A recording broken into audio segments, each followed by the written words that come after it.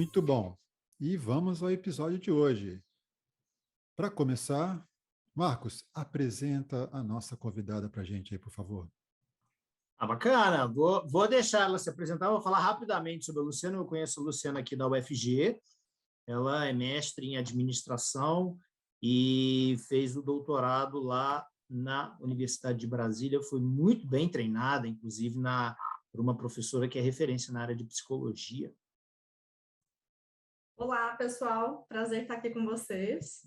Como o Marcos comentou, né, fiz meu mestrado na UFG, focada nessa área de empreendedorismo e inovação, e o doutorado na Universidade de Brasília, também com foco em empreendedorismo, principalmente em ensino de empreendedorismo. Além disso, também sou empreendedora. Abri meu primeiro negócio quando eu tinha 23 anos, que não deu certo, por sinal, mas hoje já aprendi muito com isso, foi até o que me estimulou a estudar mais sobre o tema. E tenho hoje um outro negócio também, que é uma escola livre de empreendedorismo, que oferece cursos aí para quem quer começar negócios. Muito legal, empreendedorismo feminino. Quer dizer, empreendedorismo é um grande universo de vários temas, mas, Luciana, você pode iniciar aqui dando uma aulinha leve, rápida para a gente do empreendedorismo, de uma maneira geral, antes de a gente migrar aí para o lado feminino da coisa? Claro, então a gente considera que empreendedorismo é perseguir oportunidades, né? Conseguir identificar e perseguir essas oportunidades de forma bem-sucedida. Isso significa que não é necessariamente só abrir negócios, mas também inovar em negócios que já existem, ou fundar negócios sociais ou organizações sem fins lucrativos, que seria aí o empreendedorismo social. Então, tem uma grande vertente de possibilidades, né, para quem empreende. Mas no Brasil, a gente acaba considerando como sinônimos, né, empreender com iniciar negócios, e tudo bem que seja assim, facilita a nossa compreensão sobre o tema, mas é importante ver que tem toda essa questão relacionada a inovar, né, a conseguir perseguir novas oportunidades, que é isso que o empreendedor faz de modo geral. E para entrar no nosso tema, a gente sabe que empreendedorismo é mais fácil em alguns lugares do que em outros. É mais fácil em certos países. E o Brasil não é exatamente o paraíso para empreendedores. A gente sabe o inferno que é, para ser bem objetivo, empreender nesse país. E para a mulher empreender, com todas as dificuldades, é ainda pior? Certamente ainda pior. O Brasil é o país que mais empreende por necessidade do mundo. Então, a gente tem essa classificação, né? Empreender por oportunidade é aquele caso em que a pessoa identifica uma oportunidade de negócios e vai atrás dela visando o lucro, vendo que ela tem chances de ganhar ali com isso.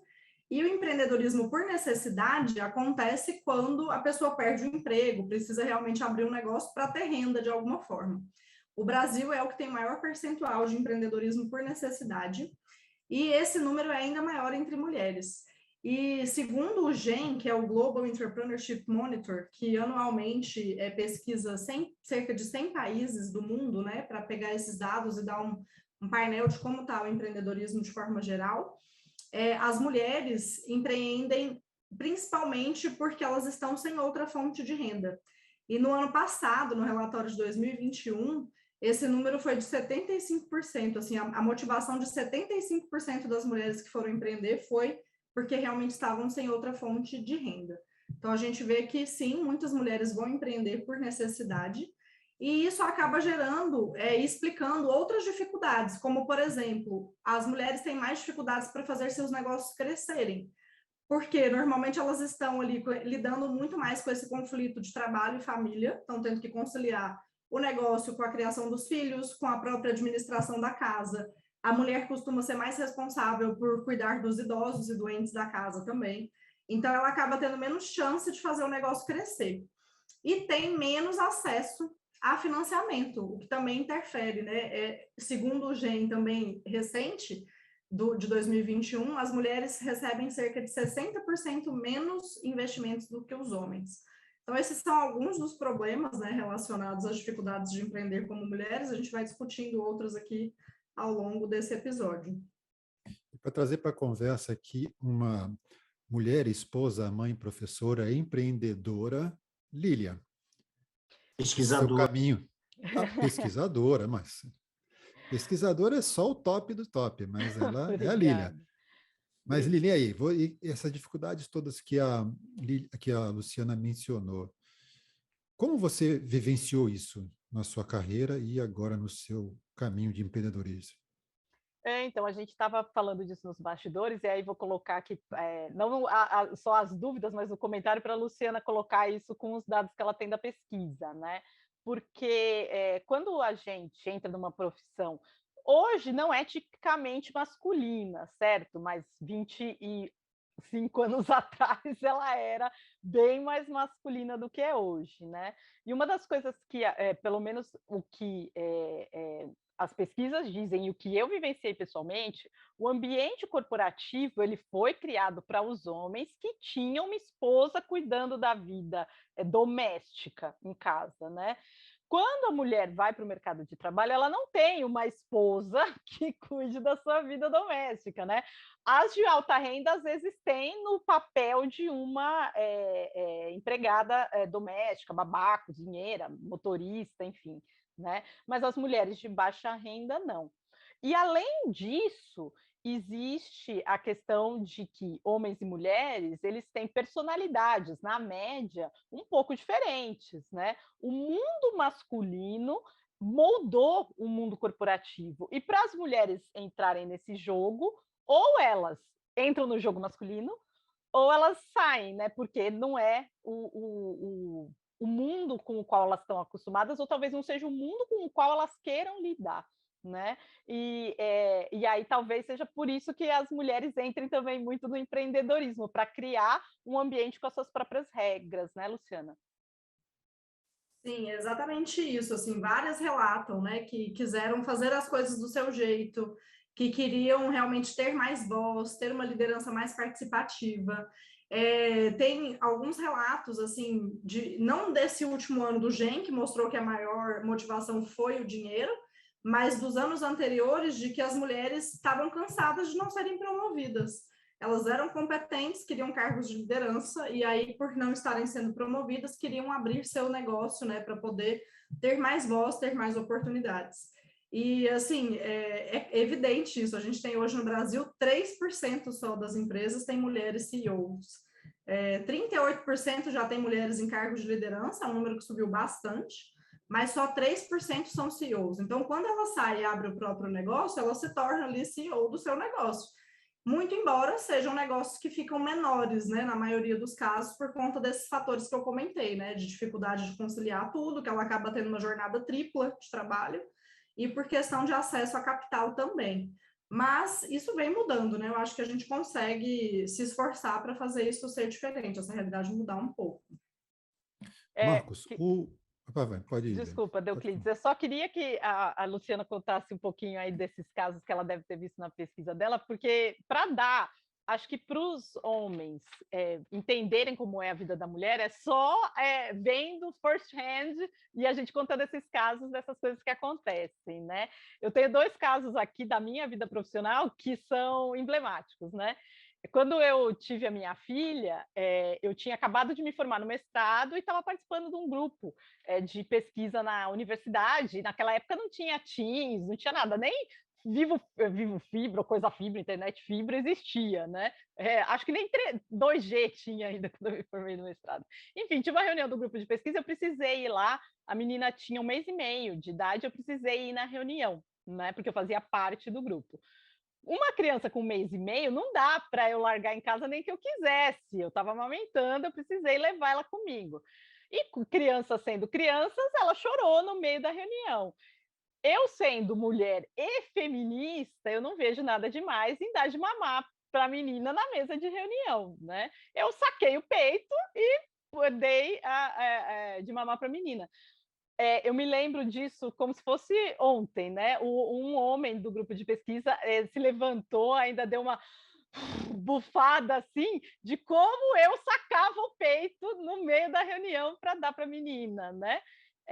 De novo, falando da questão de personalidade. A minha personalidade, apesar de eu me lembrar disso muito bem, eu falei assim, problema dele, isso não tem nada a ver comigo, se ele não quer ver peito, ele que saia, porque eu tô alimentando a minha filha, né? Então, e eu tenho o direito de participar dessa reunião, porque eu sou tão membro do grupo quanto ele, né?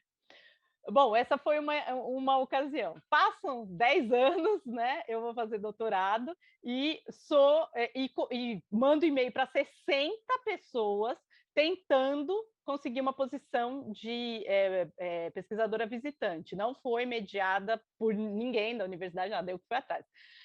Beleza, não tinha conseguido nada ainda. A minha primeira opção me manda e-mail e me faz uma entrevista e eu consigo nessa posição. E aí vou lá toda feliz falar para o chefe de departamento, né, que eu estudava na época, que é homem, né?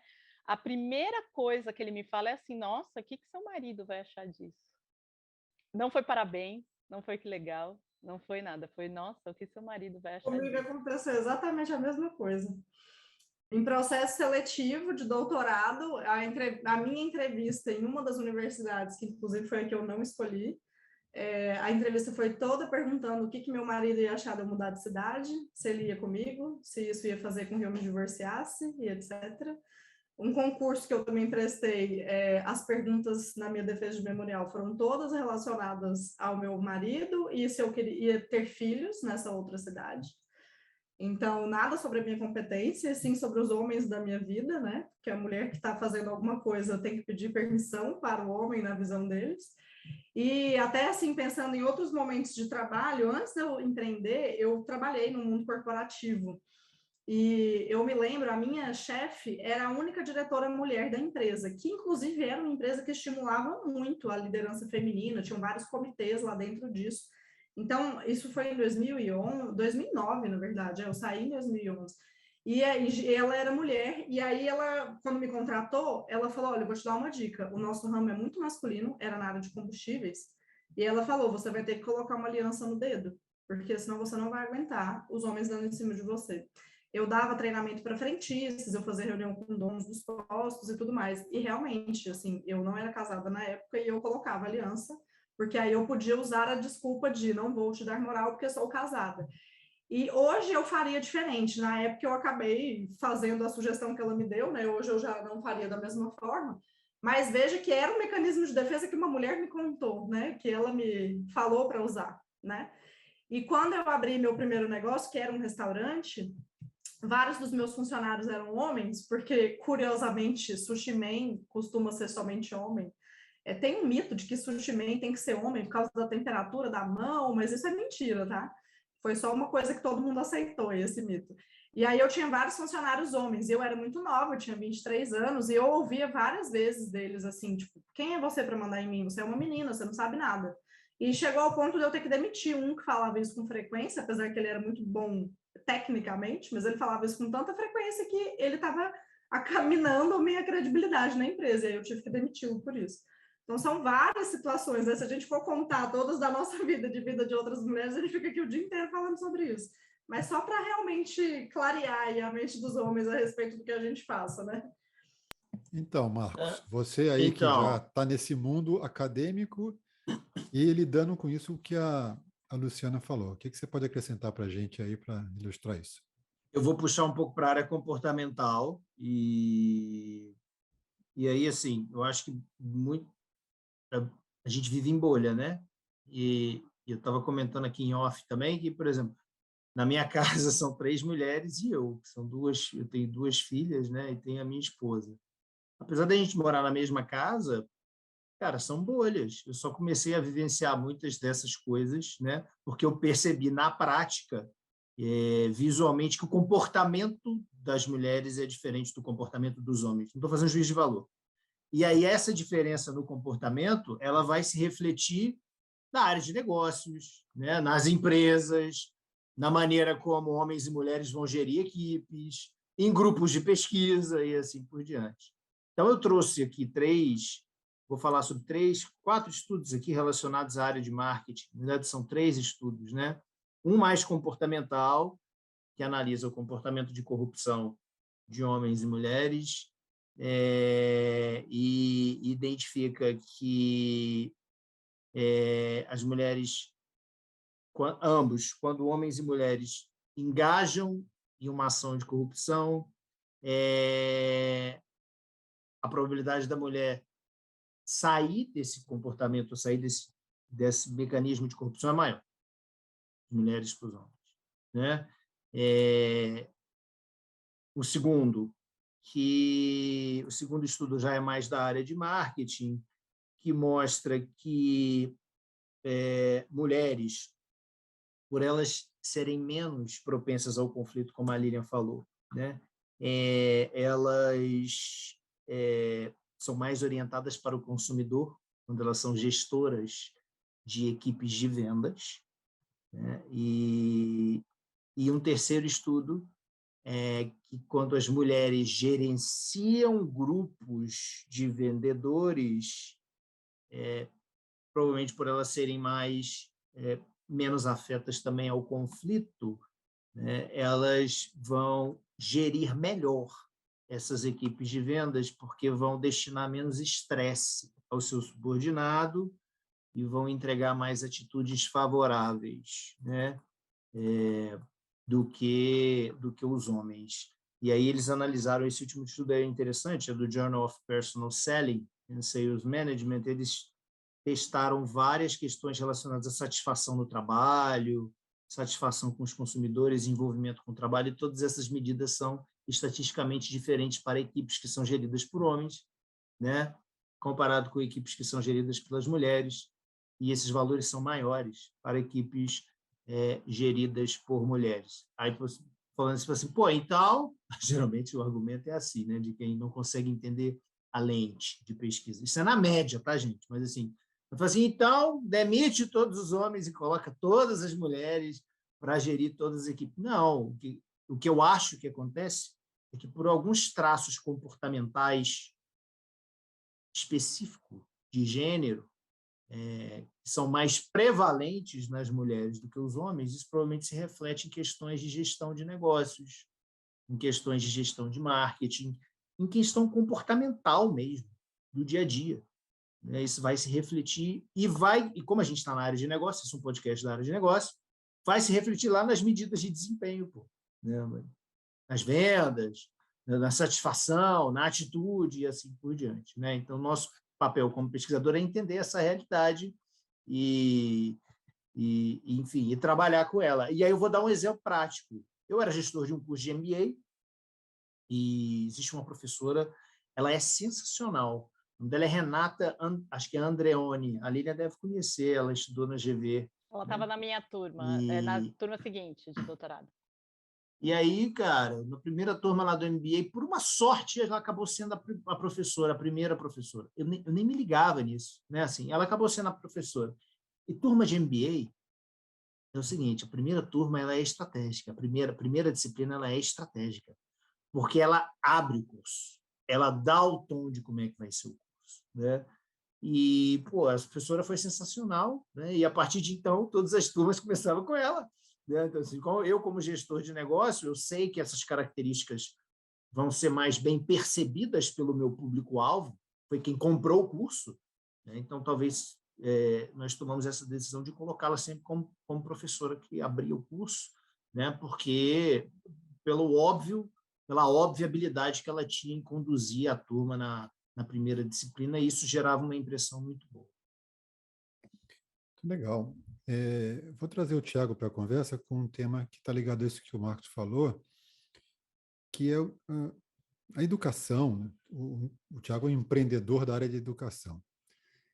E tem que lidar com essas diferenças que nós encontramos hoje, justamente, seja para termos pessoas que vão buscar a educação na área que ele trabalha, que é a área de tecnologia em geral, né? E ciências exatas, e também de elas se envolverem mais, as pessoas se envolverem mais, e as mulheres e os homens têm uma diferença crucial. O que você tem visto e feito nessa área, Tiago? Bom, a gente sabe, né, que por estatística, né, não é uma opinião, né, que as mulheres ingressam menos, né, no mercado de tecnologia, sobretudo, né, e aí eu vou puxar um pouco para essa parte de empreendedorismo e tecnologia, né, pelo que eu venho percebendo, né, lá por meio do meu canal do YouTube mesmo, né? Se você olhar lá, eu peguei desde do início da existência do canal até o momento, né? Nós temos aí 14,5%, né, de mulheres que são telespectadoras lá do Statdados, né? E até por conta desse número, né, foi um start que me deu, né, de fazer alguns fomentos, né, não só a mulheres, mas a gente também fomenta estudantes, bolsistas cotistas, né? Então tentar de alguma forma igualar isso, né? A gente tem lá sabe que tem lá na Constituição, né, tratar os iguais de forma tratar os iguais de forma igual e os desiguais de forma desigual na medida de suas desigualdades, né? Então, você equilibrar a balança, né? Fazendo medidas desiguais, você consegue atingir uma igualdade de fato material, né? Então, se você faz ali um fomento, né? E a gente lá um pouco depois que a gente criou a comunidade e tudo mais, né? Eu comecei a fazer isso, né? E hoje a gente tem ali, em vez desse número de 15%, a gente tem ali 35% de mulheres dentro da comunidade, né? Então, é uma coisa muito importante, né? E cada vez mais esse número tem crescido, né? Nas últimas turmas a gente chegou a ter 40%, né, de proporção de mulheres. Isso me alegra bastante, né? Não só mulheres como estudantes também, né? Então tem sido bastante relevante nesse fomento. E eu acredito, né, que muitas empresas também estão percebendo isso, né? Porque hoje você vê vagas destinadas a pessoas negras, você vê vagas destinadas a mulheres, né? Eu próprio vi no outro dia a Nubank fazendo, né? Só vagas para pessoas negras. Já vi para mulheres também, acho que o Willbank fez também, né? Então, tem várias iniciativas também. A gente tem aí R-Ladies, Pi-Ladies, FemIT, Homemake Decoders, né? Todas essas iniciativas, muitas delas, inclusive, né, são alunas lá da comunidade de estatística que criaram essas iniciativas, né? Temos muito orgulho e muitas participantes também, né? A gente já apoiou, né, mulheres em IA também, né? Também que fazem eventos baseado lá em Stanford, né? As regras lá de Stanford e tudo mais. Então, são iniciativas não só focadas aqui no Brasil, como também no mundo, né? Então, a gente tem acho que agora vai me fugir o nome dela, mas ela que criou a comunidade da R-Leis, a Gabriela, né? Ela criou a comunidade da Macedo, R-Leis, não que é uma é? comunidade global, né? Oi, É desculpa. Macedo, não é? Eu também conheço ela. Vou pegar o nome aqui É dela, peraí. Gabriela. Eu Agora não tô vai me lembrando o nome. fugir o sobrenome Olha, dela. Esqueci, mas ela trabalha na IBM, né? E assim, ela fomentou, né, uma comunidade que é global, né? Você tem na Tunísia, você tem em diversos lugares do mundo, né? E realmente é muito importante, né, você fazer esse apoio, né? Porque muitas delas, por experiência delas, elas falam, né, que eu me sinto às vezes desconfortável num grupo de homens, às vezes por nós em média, né, sermos às vezes machistas e tudo Gabriela de mais. Queiroz. Vou pôr o link nos Gabriela de comentários. Queiroz, isso aí. Ela que foi a fundadora do R-Leite, né? E eu acho que elas têm os motivos delas e tudo mais, né, para poder fazer esse grupo, né, que é só de mulheres e tudo mais, focado em desenvolver mulheres na tecnologia também. Agora tem voltado para machine learning e tudo mais, inclusive também iniciativa da Gabriela Queiroz, né? Também tem, agora eu só me esqueci o nome da iniciativa, mas é voltada para essa parte mais de machine learning, né, de modelagem estatística e tudo mais, né? E eu acho que é super importante, né? Eu vejo que isso é muito relevante. Agora eu fico bastante chateado, né? Com vários comentários, às vezes tem nas lives, né? Tá tendo live lá e tal, né? Tem uma mulher lá, pô, mega capacitada, né? Fazendo live e tal. Assim como a mestra Aline já fez live com a gente lá no Statdados, né? E aí, pô, algumas pessoas, né? Começam a fazer comentários, né? Que são muito depreciativos, né? Em relação às mulheres e tudo mais. Falar, não aceito você tratar diferente de forma. Pô, a gente tem que tratar diferente, senão não consegue igualar, né? Se historicamente ali, né? Estatisticamente falando, você tem uma proporção menor, né? Para você conseguir igualar essa proporção, você tem que fazer medidas desiguais, né? Na medida de suas desigualdades, né? Se como fala lá a nossa Carta Magna. Então, eu acho que é mais ou menos nesse sentido, né, que eu posso contribuir aí para o assunto. Acho que isso que Muito você bom. comentou é muito legal, porque, assim, essas iniciativas comandadas por mulheres são muito importantes por uma questão de representatividade, né? As outras mulheres precisam ver que é possível, as meninas precisam ver bons exemplos para quererem estar naquele ambiente, mas também é fundamental que os homens também façam alguma coisa, né? Assim, porque o movimento feminista, ele é muito forte, mas a gente precisa de outras pessoas também ajudando, né? Os homens também podem ser feministas e tratar disso. Então, é muito legal que você tenha percebido e feito isso já no seu canal, né? Isso é interessante.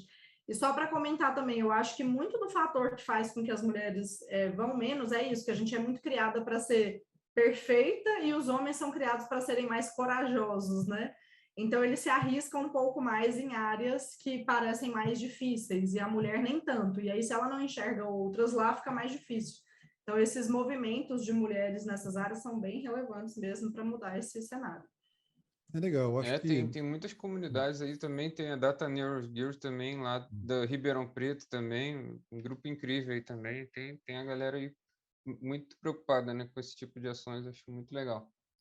Então, eu acho que a gente pode também abordando agora um negócio interessante, quer dizer, tudo que foi feito, falado até agora, eu trago, nesse exemplo que vocês falaram, eu trago o exemplo da minha filha, que é uma arquiteta, que tem militado nessa vida de tentar se destacar no mundo masculino, e hoje ela mora em Portugal, e lá eles têm um grupo que é Mulheres da Arquitetura, que também tentam agilizar isso. E ela também participa de um grupo que até, por acaso, eu indiquei para ela, de um livro que minha esposa também já estudou muito e fala sobre ele, que é algo que acho que provavelmente a maioria das mulheres deveria ler e se envolver na discussão dele, que é um livro famoso chamado Mulheres que Correm com os Lobos. O que as nossas representantes aqui poderiam falar deste livro e do tema, se vocês já tiveram contato com esse livro, do tema que é abordado ali, que me parece ser muito relevante para a questão de quem está falando de empreendedorismo e etc. Né? Esse livro é muito interessante porque ele fala assim muito da natureza, o correr com os lobos, né? Fala muito dessa natureza mais selvagem e que não é uma natureza necessariamente agressiva. A gente associa muito, né, essa coisa do selvagem com agressão, mas não, é uma natureza que se impõe, que é muito intuitiva, que é capaz de conquistar o seu espaço, né? E ele fala muito assim de como a gente foi sendo socializada para perder isso.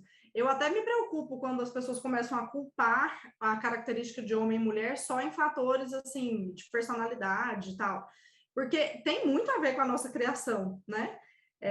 A gente foi muito mais criada para, como eu falei, para ser perfeita. Então a gente vai sendo podada. A mulher tem um jeito certo de sentar, tem um jeito certo de se vestir.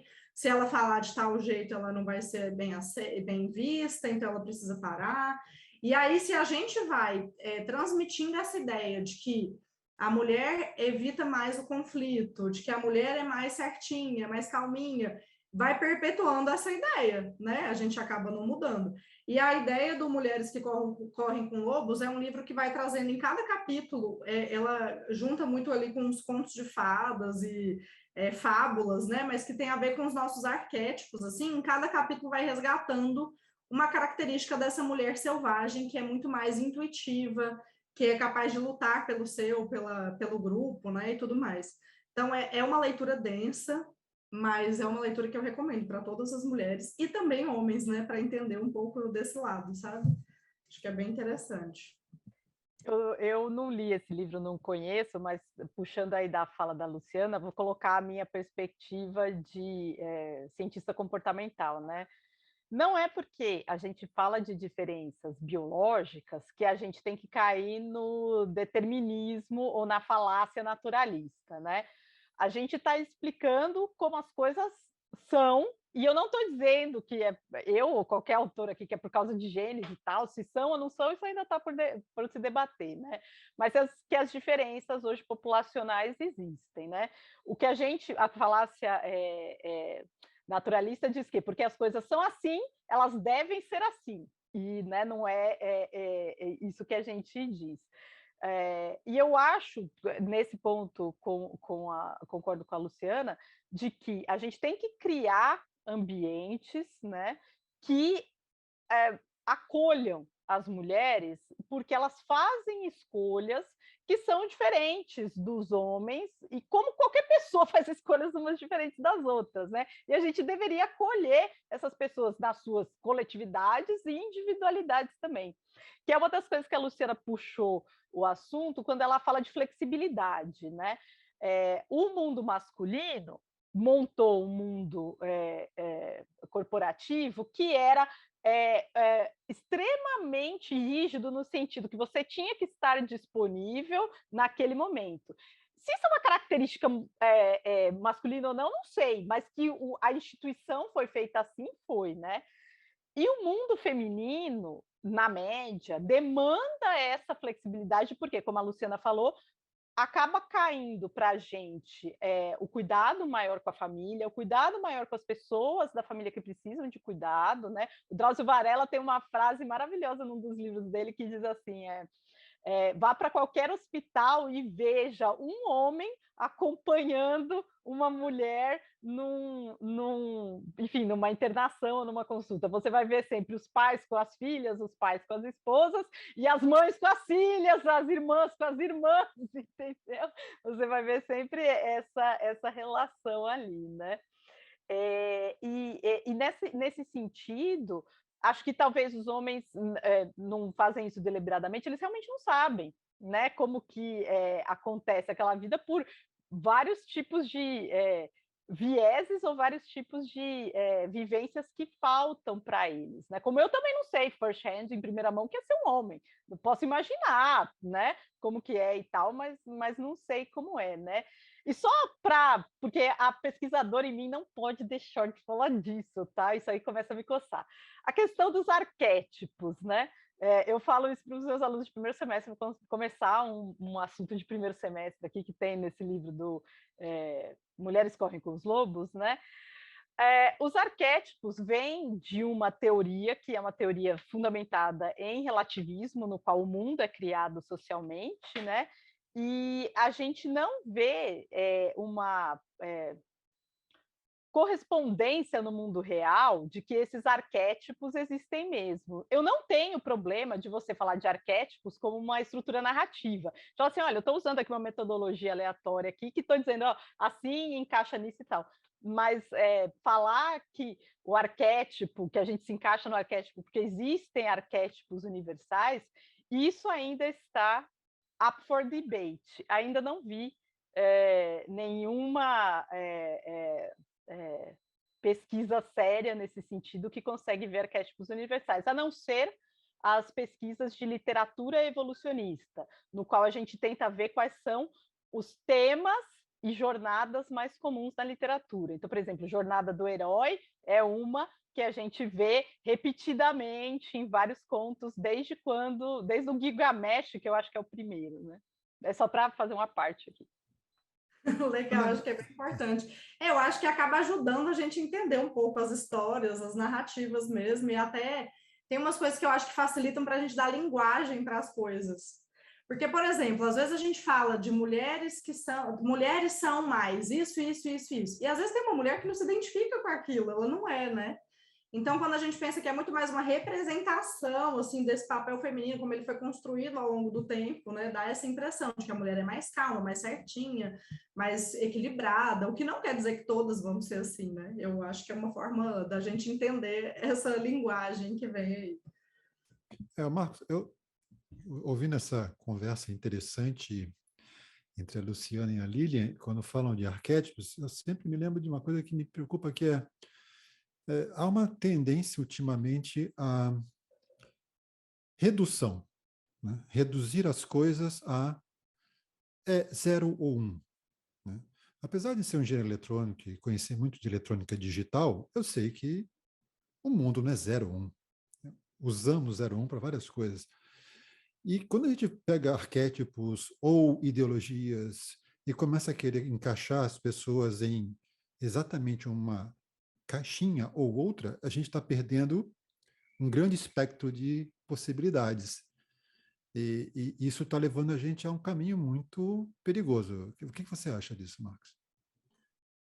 Eu concordo e acho que a resposta está nos traços comportamentais do indivíduo e identificar a correlação desses traços com os dois grupos, né, masculino e feminino. Então, aí eu falo assim, não, por exemplo, mulheres são mais, vou generalizar aqui, como se fosse, mulheres são calmas, sei lá, né, uma habilidade gerencial, né, são mais, pensam mais antes de tomar uma decisão. Falar que tem uma correlação maior do grupo feminino com o grupo masculino. Isso é uma média. Né? Então, assim, isso é um valor esperado. Né? Espera-se. O que tem por trás disso? Por trás disso tem um traço, cara, biológico, que determina essa relação. Quer dizer que todas vão ser assim? Não. Né? Quer dizer que não tem homem que tem um nível maior? Não. Não quer dizer que não tem mulher que é um outlier para baixo? Não quer dizer. Né? Então, assim, é legal pensar nisso, assim, quando a gente olha esses traços dos grupos, até porque é uma oportunidade de testar coisas diferentes na prática, digamos assim, né?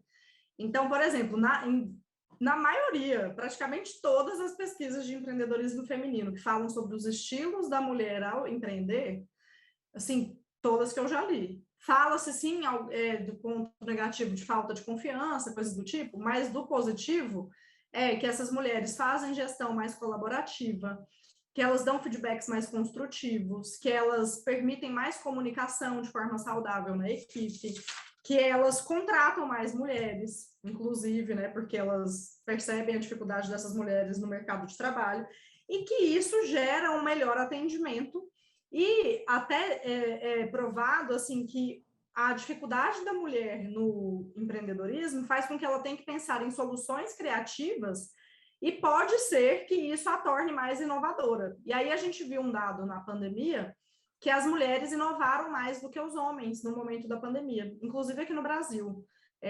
Enquanto só 7% dos homens falaram que inovaram, a gente viu um número de 15% de mulheres que falaram que conseguiram inovar rapidamente na pandemia. Então, eu acho que é uma coisa bacana, porque dá para a gente identificar que diferenças isso está gerando, né, nos negócios. Será que isso está impactando em faturamento, em satisfação do cliente e tudo mais, né? E acaba sendo uma coisa bacana. É importante discutir a diferença de gênero, porque, como eu comentei, se as mulheres sempre estão com negócios menores, na maioria, né, digamos, acaba que a gente vê menos os efeitos disso tudo na receita das empresas, por exemplo. Porque a empresa que está comandada por homem, às vezes está faturando muito mais, não porque ele é homem e tem aquelas características de gestão, mas por outras questões ali, né? Mas eu acho que é uma coisa interessante, assim, que a gente consegue verificar o que isso ocasiona na prática, sabe? Faz sentido olhar para isso. Eu queria só fazer uma adição aqui à fala da Luciana, que foi muito boa, e juntar aqui que talvez o Tiago possa compartilhar depois na comunidade, eu fazer uma live só disso, né? Um amigo meu compartilhou isso aqui comigo, é uma imagem que eu vou mostrar aqui para quem estiver ouvindo no Spotify, a gente deixa nos auxiliares, né, do áudio.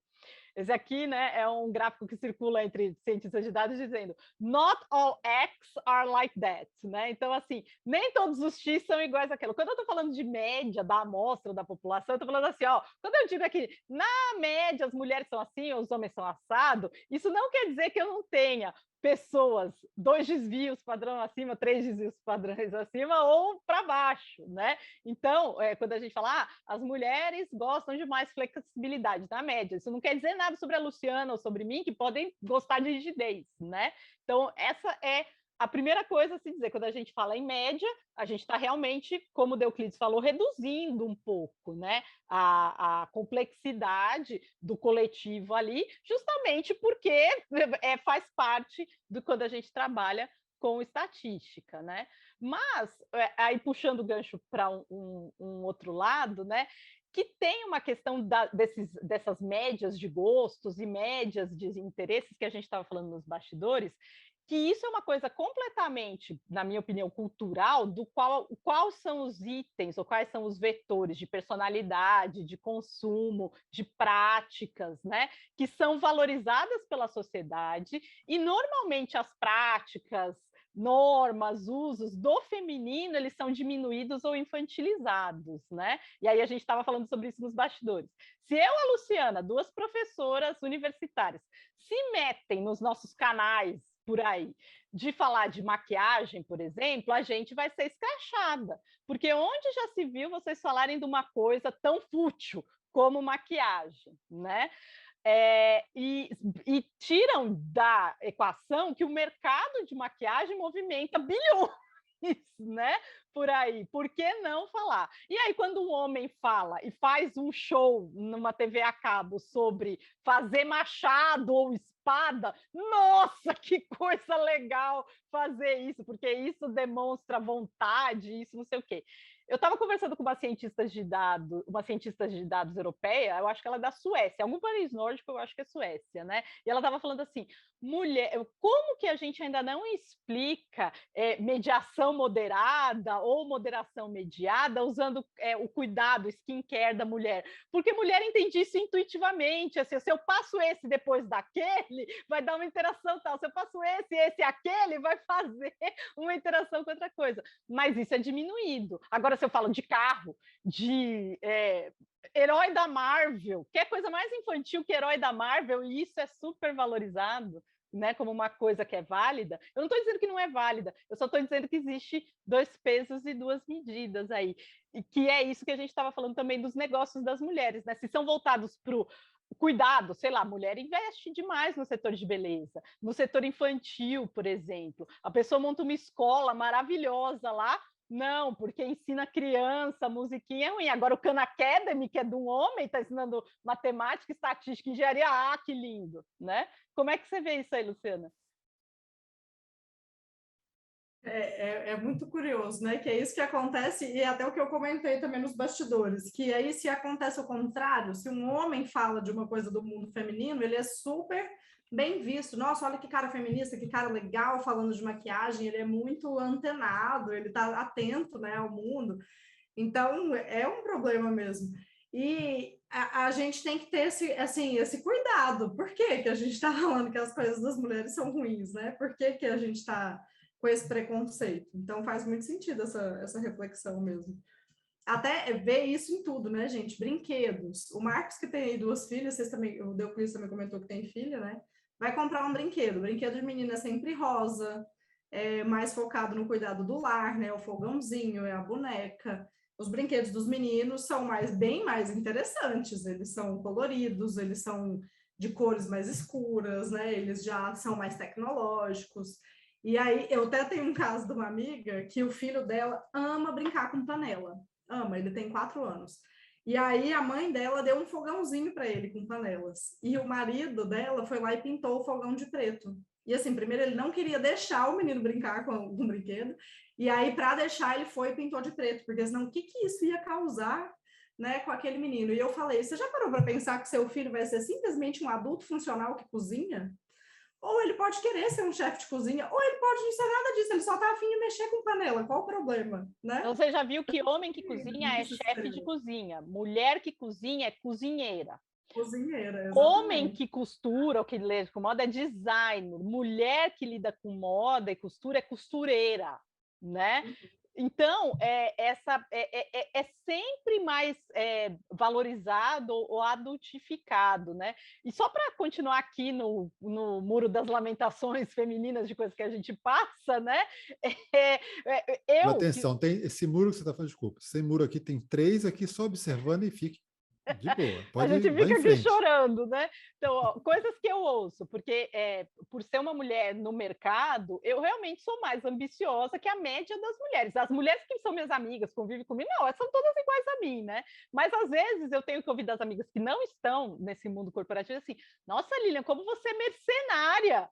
Assim, porque eu falo assim, a pessoa me pergunta, você vai vir trabalhar aqui e tal? Sim, quanto você paga, né? Porque é esperado da mulher que preste serviço, que ela faça isso por, sei lá, eu vi de ar, deve ser, né? Ou como eu já ouvi de chefe também, falar assim para mim, olha só, porque a gente tem que publicar, a gente já falou disso, Marcos, a gente conversa muito sobre os nossos artigos e que tem que publicar um ABS, não sei o quê. O chefe fala para mim, eu queria te dar uma dica de carreira, tal. Não, pode dar. Eu acho que você devia diminuir sua carga horária de aula, né, para você ter tempo de mexer nos seus projetos. Eu falei assim, seria ótimo se eu pudesse, mas eu preciso sustentar minha casa, né? Fala para o seu marido pagar as contas durante um ano e você faz isso. Você não tem marido para te sustentar? Tem esse local, né, do provedor. Eu até lembrei agora de um dado, quando você estava comentando aí, teve uma pesquisa do LinkedIn, se eu não me engano foi 2020 ou 2019, que eles mostraram que quando a mulher só se candidata para uma vaga de emprego quando ela tem 100% dos requisitos que a vaga está pedindo. Enquanto os homens, se eles tiverem de 40% a 60% dos requisitos, eles já se candidatam. E aí, até uma das diretoras do Facebook, eu acho que ela é CMO, não sei direito. COO, a Sheryl Sandberg, que escreveu o livro Lean In, muito, muito influential, que influenciou muitas mulheres, né? Ela fala muito disso, assim, que então vamos arriscar um pouco mais de se candidatar a essas vagas de emprego, mesmo não tendo os 100% dos requisitos. E aí eu fiquei pensando como isso tem muito a ver, né, com a forma como a gente é criada, é estimulada, os nossos chefes vão fazendo isso com a gente, os pais vão fazendo isso com a gente, os pares vão fazendo isso, né? Até tem um dado que muitas mulheres que empreendem se divorciam, porque o marido não tolera duas coisas, tanto a dedicação de tempo dela para o negócio, quanto ela ser mais bem-sucedida do que ele. Então, gera muito esse divórcio, cujo peso cai nos ombros dela. Você foi ambiciosa demais e destruiu o seu casamento, né? Então, a gente tem que ficar lidando com esses estereótipos. Muito bom, porque essa é a verdadeira masculinidade frágil, né? Realmente aí é a masculinidade frágil. E eu queria trazer também, só para adicionar a sua fala com a perspectiva de cognição, né? Existe uma diferença psicológica muito interessante entre homens e mulheres que eu não sabia antes de ler sobre o assunto, né? Porque 100% do tempo da minha vida eu fui uma mulher, eu nunca estive numa cabeça de um homem, né? A mulher, ela tem muito mais tendência a pensamentos ruminativos, ou seja, ela tende a acontecer as coisas, ela fica ruminando, ou seja, pensando várias vezes sobre o assunto do que aconteceu. Só que o assunto que a mulher pensa e o assunto que o homem pensa, por mais que ele possa também ter pensamentos ruminativos, é diferente. A mulher, ela internaliza muito mais a culpa. Então, ela fala assim, se eu não fui selecionada para aquela vaga, como você falou, é porque tem alguma coisa de errado comigo. Então, eu vou fazer alguma coisa para acontecer. O homem, ele tem um mecanismo que se postula, eu também não sei se que dizem que é adaptativo, esse mecanismo psicológico, que é mudança da culpa. Em inglês, o nome é displacement of guilt, sabe? Como é que chama? Scapegoat, gente, fugiu a palavra em português. Bode expiatório. Bode expiatório, obrigada. É arrumar um bode expiatório. Então, o homem, quando vai arrumar alguma culpa, talvez por isso que os homens, por exemplo, vão à falência no empreendedorismo e tentam de novo, porque eles falam assim, eu fali é porque a economia, o imposto, isso ou aquilo, não sei o que lá. Né? A mulher fala assim, o que eu fiz que eu fali essa empresa, o que aconteceu? E internaliza aquilo, né? A culpa é minha, eu boto em quem eu quiser, pô. Não, mas aí, Lilian, desculpa, só para dar um exemplo aí que você falou, vocês já perceberam como, em geral, os CEOs, os homens, quando a empresa quebra ou vai mal, ele sai da empresa e vai para uma outra melhor, ganhando mais? O cara quebrou a empresa, o cara fez tudo errado e vai para outro lugar melhor do que estava antes. E ganha bônus ainda, saindo da empresa que ele quebrou. Interessante isso. Vai continuar, por favor. Não, agora eu quero ouvir o Marcos. Estou interessado em saber o que ele vai falar. A Lília acabou de matar duas coisas que eu vejo e falo assim, cara, não é possível. Às vezes eu fico navegando no YouTube e vejo... Então, hoje em dia, um dos problemas da liberdade de expressão é que todo mundo pode criar um canal do YouTube e criar qualquer teoria conspiratória. E você já percebeu que na maioria das pessoas, quer dizer, quase 99% são homens, de teoria. Ah, não, o homem não foi à Lua. Ah, não, a Terra é plana. Ah, não. E aí, engraçado, porque é uma característica, né? O cara acaba sempre querendo achar alguma coisa no extremo. A minha opinião não está errada. E eu não tenho que mudar a minha opinião. A gente até brinca que é a coisa da autoestima do homem, né? Fala-se muito essa coisa, a autoestima do homem branco hétero, que é o padrão, digamos assim, né? Mas agora a Lilian tirou aí um negócio dessa fala, que na verdade isso é comprovado, então é uma questão cognitiva. Ele não é só uma questão de autoestima. Não, não é só uma questão de autoestima. E também tem um livro maravilhoso que eu indico numa disciplina do mestrado, porque como a minha experiência é em ciência comportamental e cognição, basicamente, em psicologia evolucionista, a gente faz psicologia comparativa com outros animais, né? E os animais mais próximos são os chimpanzés e os bonobos, né? Tem um livro que eu indico que chama Chimpanzee Politics, que é uma... Gente, não posso chamar de etnografia porque é com outra espécie, mas é uma etnografia, tá? No qual ele vive com os chimpanzés lá no enclosure, né? No lugar deles, né? E mostra-se que para os chimpanzés isso também é verdadeiro, entendeu? Que o displacement of guilt para os chimpanzés também acontece. Ou seja, vamos dizer, entre os chimpanzés, a liderança do grupo ela é masculina. Isso não quer dizer que a liderança feminina não é importante, mas o protagonismo da liderança é masculina, né? E aí, quando existe uma... vamos dizer, como se fosse uma eleição, né, que a gente vai ter esse ano, uma disputa de poder entre os líderes, um quer tirar o outro do poder, eles não brigam com linguagem, porque não tem linguagem, né? Então eles brigam soco, pedrada, eles usam pedra, eles usam madeira para bater um no outro, né? E existe assassinato entre os chimpanzés, tá? Aliás, existe entre a maioria das espécies animais que a gente supõe que tem um nível de cognição bem similar ao nosso, né? Golfinhos, baleias, enfim, né? E chimpanzés. Enfim, e eles batem um no outro e aí, vamos dizer, um perdeu, né? Quando esse cara que perdeu a luta sai lá com o rabinho entre as pernas, para ele recuperar o senso de autoestima, ele vai lá e bate no subordinado.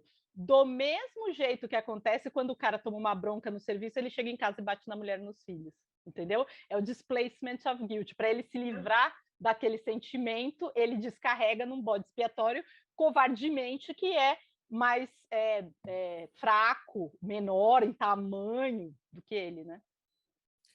Agora, gente, que a gente já debateu um bocado, eu acho que vocês vão tentar partir para um fechamento.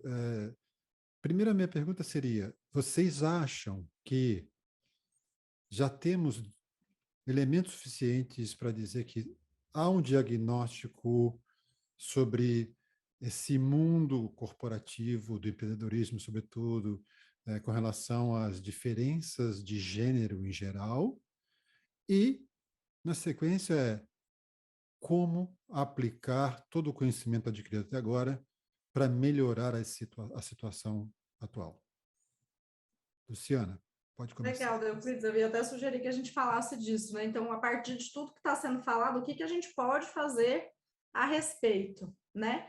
Primeiro, eu acho que é entender que não existe assim, um jeito melhor ou pior de fazer as coisas. Às vezes eu fico pensando que muita gente fala que o homem é mais assertivo, é mais agressivo, é mais isso e aquilo, como se isso fosse certo, e a mulher que tem uma liderança que é mais compartilhada, que conversa mais, é mais fraca. Tem muita gente que ainda vê dessa forma, né? E por que a gente não para a pensar de outro jeito? Será que essa forma feminina de fazer as coisas não criaria um ambiente de trabalho mais saudável? Então, tem umas pesquisas de futurismo, tem um relatório da Deloitte de futurismo que eles lançaram esse ano, que fala que a gente vai entrar numa era mais feminina. E aí, nesse sentido, tá? Que eles trouxeram aí do arquétipo, de tratar mais da empatia, de ser... Opa, você mutou, Luciana. Eu não sei o que eu fiz. Meu computador, às vezes, faz coisas sozinho, gente. Então, tem esse lado de que a gente vai entrar nessa era mais feminina, ver isso como uma coisa vantajosa, de ser um ambiente de trabalho mais saudável. E aí, pensando não somente no empreendedorismo, mas para a carreira feminina de modo geral, tem algumas coisas que eu acredito que podem ser feitas. Primeiro, a criação de redes para falar sobre isso. A rede de mulheres é uma coisa que fortalece muito assim, a autoestima, trocar essas experiências, sabe? Quando uma fala para a outra o que ela fez para lidar com a dificuldade, quando uma fala para a outra que ela não foi a única que sofreu um preconceito, isso ajuda muito, fortalece como grupo. Então, isso está nas pesquisas científicas, mas eu vejo muito isso na minha prática, sabe? Eu participo aí de 3 grupos de mulheres empreendedoras, eu tenho com as minhas alunas muito essa rede também, forte nesse sentido, e é impressionante o quanto que na hora que a gente compartilha, troca ideias, isso ajuda. E é uma coisa que os homens fazem meio que informalmente, né? Eles discutem ali entre si, trocam ideias, e que a mulher, às vezes, não faz tanto. Então, fortalecer a rede é bem importante. E ter também mentorias, mulheres que se destacam na carreira, na pesquisa, no empreendedorismo, se voluntariarem para serem mentoras de outras, né? E também os homens podem, mas é que a gente ainda está vendo muito dessa dificuldade, né? Nem todos os homens são como vocês aqui que estão dispostos a falar do assunto. E, aliás, esse é um bom ponto. Falar sobre é uma ótima forma de melhorar, de mudar, né? A gente precisa primeiro discutir, trazer a discussão e falar sobre isso é uma boa forma. E aí, nesse relatório do GEM, eles trouxeram 3 recomendações, que seria estimular o crescimento dessas empresas de mulheres, então, financiar mais aceleradoras que são fundadas por mulheres e feitas para mulheres, e a gente vê algumas empresas fazendo isso. O Google, né, a Google está financiando uma aceleradora em São Paulo que se chama B2Mami, que é a Dani Junco que fundou, uma mulher super legal para acompanhar, depois eu passo o link para você. Você mutou de novo. É que o meu computador é touch, ele está fazendo alguma coisa sozinho, mas tá. A B2Mami é uma aceleradora de mulheres que a Google está patrocinando, e como chama B2Mami, né? Sempre pensando em mulheres mães. Então, uma forma legal, estimular mais aceleradoras assim, estimular mais investidoras mulheres, porque o que percebe-se é que a mulher investe mais em mulher.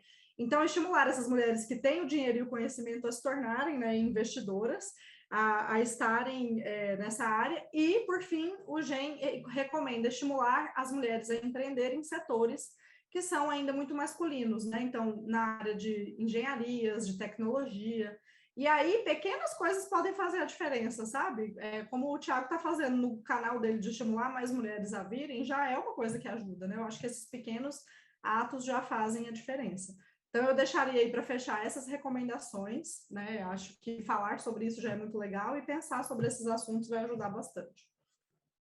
E aí, Tiago, você já é um exemplo do como ajudar para fazer isso. O que mais você gostaria de acrescentar nesse sentido? Opa, não, é um grande prazer. A Alexa até se manifestou aqui, ela quer compartilhar também, ela está se sentindo aqui uma quase mulher. Alexa, empreendedorismo feminino. Não sei nada sobre isso. Pô, não sabe nada, Alexa? Pô, brincadeira. Você precisa educar a Alexa aí.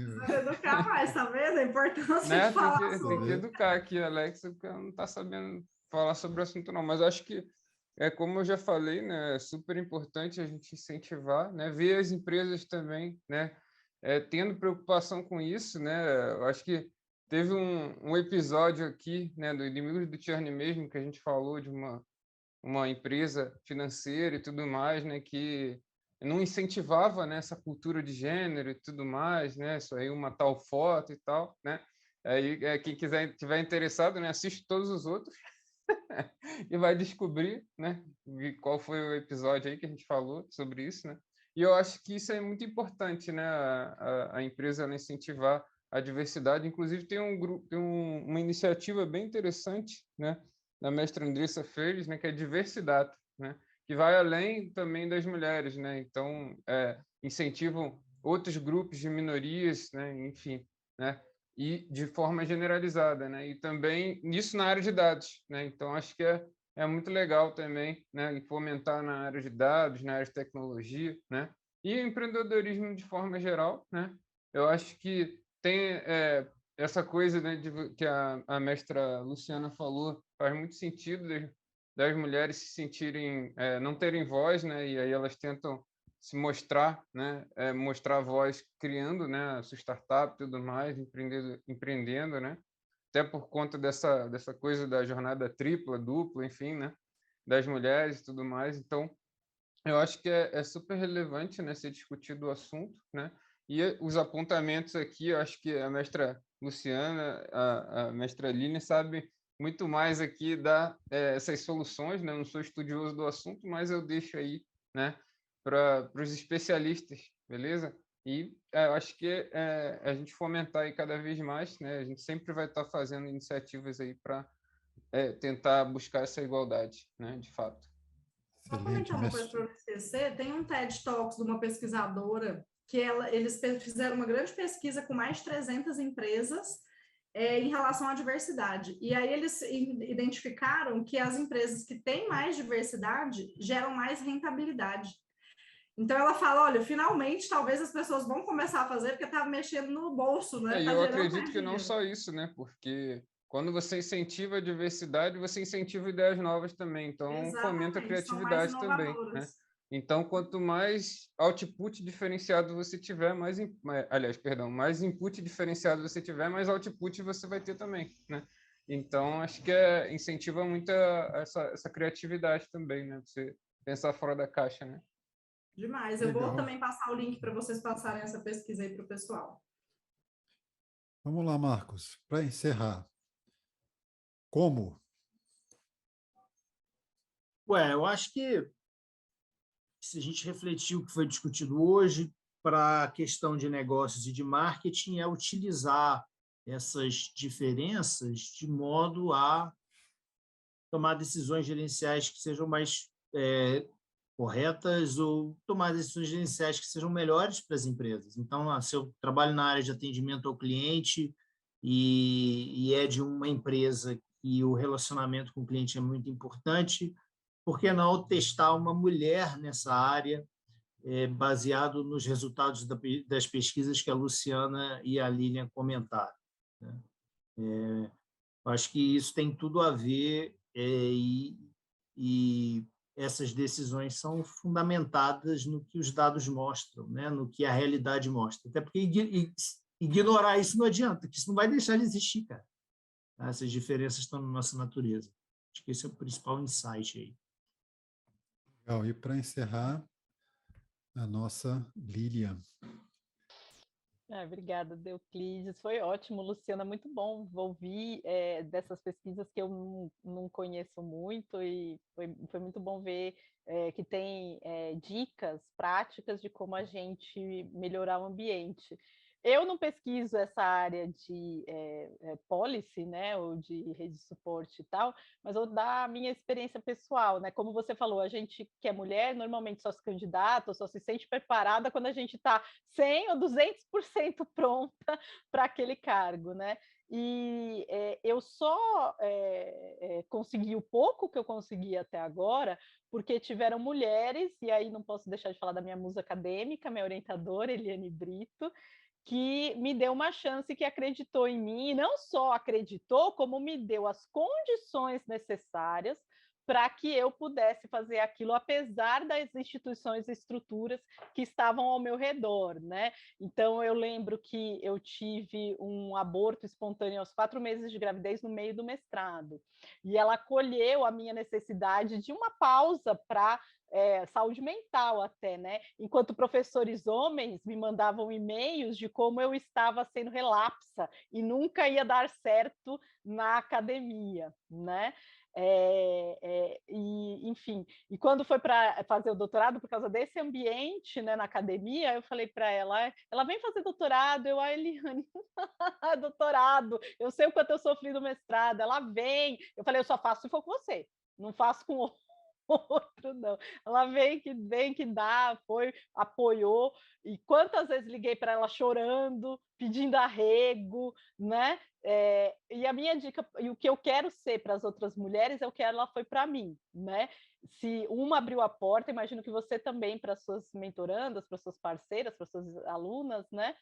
Se uma abriu a porta para mim, eu quero abrir a porta para 100, para 1000, para que elas saibam que elas têm um apoio aqui, que eu vou estar do lado delas também, para elas vencerem esses desafios, né? Muito bom, legal. Obrigado, Luciana, por ter estado conosco hoje. E esse assunto merece mais outro episódio para a gente falar bastante mais sobre isso. Pessoal, eu que Obrigado, agradeço. gente. Foi um prazer participar aqui com vocês. Estou aí à disposição para outras oportunidades. Até Valeu. mais.